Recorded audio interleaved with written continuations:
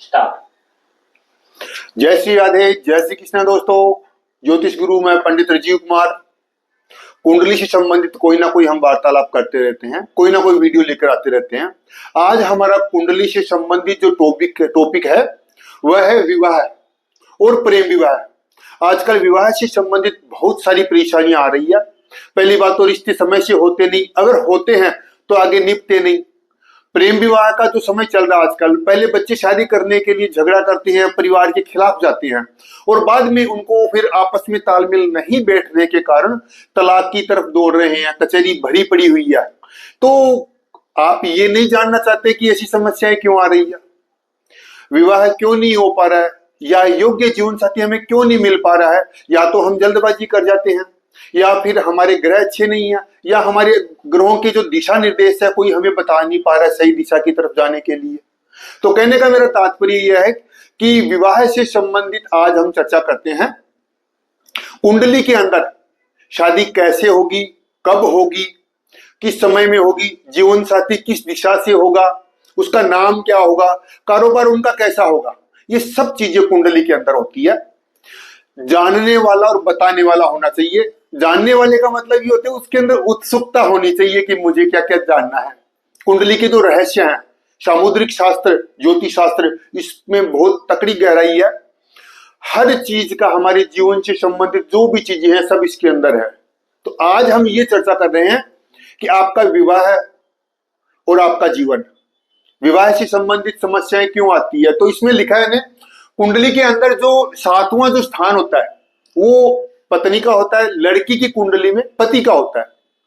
एक तो सातवें स्थान से लग्नेश और सप्तमेश का जो तालमेल है वो देखना पड़ता है, एक बात। दूसरी बात कि लग्नेश और सप्तमेश का आपस में तालमेल है तो बढ़िया निपटी है। अगर लग्नेश और सप्तमेश आपस में षडाष्टक में है, शत्रु नौ पंचम में है, द्विद्वार्षक योग के अंदर है, तो शादी में दिक्कत आती है। अब वहां पर हमें कुंडली जब मैच करते हैं तो वहां पर इन चीजों को हमें क्लियर करना होता है कि इन समस्याओं से कैसे निजात पाई जाए। अब ये बात तो हमारी कुंडली मिलाने से पहले की हो गई, लेकिन जिनकी शादी हो चुकी है और समस्याओं का सामना करना पड़ रहा है, उसका भी इलाज है। उसका भी ग्रहों के हिसाब से जो समय चल रहा है उसके हिसाब से हम अपने हाथ से कुछ सेवा, कुछ दान पुण्य, कुछ पूजा पाठ, जैसे समाधान होते हैं वो करके हम अपने जीवन को सरल बना सकते हैं, अपने दाम्पत्य जीवन को सुखी बना सकते हैं। तो कहने का मेरा मतलब है कि लग्नेश और सप्तमेश का तालमेल देखना बहुत जरूरी होता है। अगर सप्तमेश 8वें घर में हो तो डिवोर्स के चांसेस हैं। अब डिवोर्स के चांसेस हैं तो हमें कुंडली मिलाने के अंदर उसका जो सप्तमेश बलवान होना चाहिए, सामने वाली कुंडली का, चाहे लड़का हो चाहे लड़की हो। दूसरी बात यह कि इसके अंदर 7वें स्थान से पति और पत्नी की मनोदशा स्थिति सब पता लग जाती है। दूसरी बात यह कि शुक्र की स्थिति भी देखनी पड़ती है। दाम्पत्य जीवन को सरल रूप से, बढ़िया रूप से और मजबूती के साथ जीवन को चलाने के लिए शुक्र की स्थिति देखनी बहुत जरूरी होती है, क्योंकि शादी का कारक शुक्र है। जिसका शुक्र जितना बढ़िया होगा, जीवन साथी का जो जीवन है, दोनों का जो तालमेल है बहुत बढ़िया होता है। लेकिन शुक्र की स्थिति खराब है, शुक्र राहु के साथ है, दिखने में बहुत बढ़िया होता है लेकिन अंदर से प्यार नहीं होता। अगर शुक्र की स्थिति शत्रु भाव के अंदर है तो दोनों की आपस में बनेगी नहीं। अगर शुक्र विषम परिस्थितियों के अंदर है तो दोनों को दिक्कतों का सामना करना पड़ता है। लग्नेश सप्तमेश एक दूसरे से षडाष्टक और 8वें घर में हो तो भी ये दिक्कतों का सामना करना पड़ता है। ये तो लग्नेश और सप्तमेश की स्थिति आ गई। अगर 12वां घर जो है यह बेडरूम है।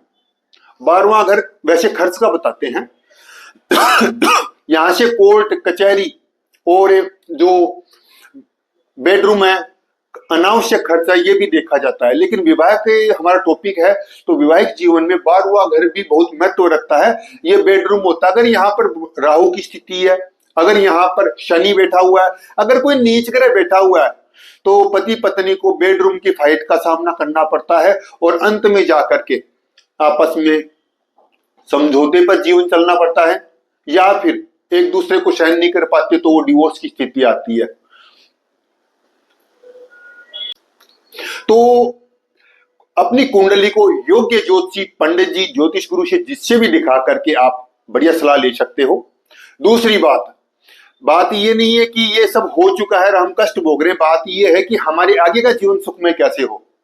अपने जीवन को सुखमय बनाने के लिए अपनी कुंडली को दिखा करके अपने जीवन में घटने वाली जो घटनाएं हैं समय के साथ लिखाकर आप ले सकते हो। जो हम आपको बताते हैं आपकी कुंडली से संबंधित, उसकी वीडियोग्राफी बना सकते हो, वो रिकॉर्ड अपने पास रख सकते हो।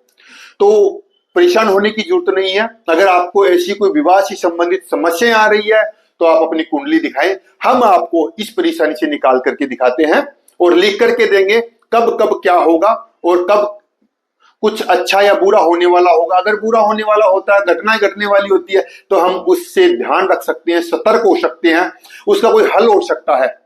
और अच्छाई जो होनी है, जो प्रभु कृपा होनी है, वो तो होनी होती है। तो हमारा जो कॉन्टेक्ट नंबर है 6239726257। ऑनलाइन भी कुंडली दिखा सकते हैं। सारी डिटेल आपको व्हाट्सएप पर राइटिंग के अंदर दी जाएगी। उसका हल भी आपको व्हाट्सएप पे राइटिंग के अंदर वीडियो कॉल पर भी आप करा सकते हो। जय श्री राधे, जय श्री कृष्ण।